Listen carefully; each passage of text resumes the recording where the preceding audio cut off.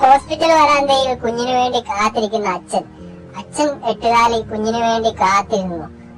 ഒരുപാട് കാലത്തെ കാത്തിരിപ്പിന് ശേഷം ഉണ്ടാകുന്ന കുട്ടിയാണത്.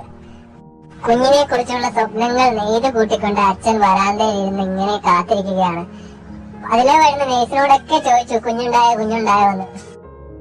അത് ഒരു കുഞ്ഞിനെയും കൊണ്ട് നേഴ്സ് വരുന്ന കണ്ടപ്പോഴേക്കും അച്ഛൻ ഓടി അങ്ങോട്ട് എത്തി. അച്ഛന്റെ മുഖത്തേക്ക് നോക്കിക്കൊണ്ട് വിഷമിച്ച നേഴ്സ് പറഞ്ഞു, ഈ കുട്ടിക്ക് 7 കാലേ ഉള്ളൂ, ഇനി എന്ത് ചെയ്യും? 7 കാലുള്ളതിലും കാലില്ലേലും എന്റെ മകൻ തന്നെയാണിത്, ഞാനിവനെ പൊന്നു പോലെ നോക്കും. അങ്ങനെ അത് കേട്ടപ്പോഴേക്കും നേഴ്സിന്റെ കണ്ണു നിറഞ്ഞു. 7 കാലം കൊണ്ട് അവൻ വളർന്നു വലുതായി തുടങ്ങി. അപ്പോഴേക്കും സ്കൂളിൽ അവനെ ചേർത്തു. അങ്ങനെ അവനെ സ്കൂളിൽ കൊണ്ട് ചേർത്തപ്പോഴായിരുന്നു ഏറ്റവും വലിയ സംഭവം നടന്നത്. 7 കാലുള്ളതുകൊണ്ട് തന്നെ ഒരു സൈഡ് ചരിഞ്ഞാണ് അവൻ നടക്കുന്നത്. അപ്പോൾ കൂടെയുള്ള കുട്ടികളെല്ലാം അവനെ കളിയാക്കാൻ തുടങ്ങി.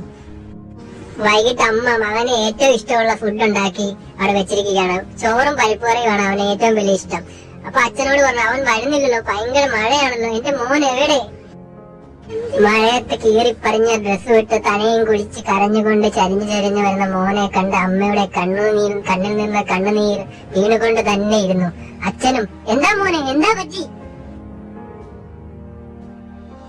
എന്റെ അമ്മേ, എന്താ മോനെ നീ കരയുന്നത്? നീ പറ മോനെ, അമ്മയോട് നീ വിഷമം പറ. ഞാനിനി സ്കൂളിൽ പോകുന്നില്ല. സ്കൂളിൽ പോയപ്പോ എന്റെ കൂട്ടുകാരൊക്കെ എന്നെ കളിയാക്കി. എനിക്ക് 7 കാലുള്ളെന്ന് പറഞ്ഞു. അപ്പോൾ മകനെ സമാധാനിപ്പിക്കാൻ വേണ്ടി അമ്മ പറഞ്ഞു, മോൻ വിഷമിക്കണ്ട, മോന് ഒരു കാലിനുള്ള സെറ്റപ്പ് നമ്മള് ശരിയാക്കുന്നുണ്ട്. അച്ഛൻ അതിനുവേണ്ടി ഒരിടം വരെ പോയിരിക്കുകയാണ്.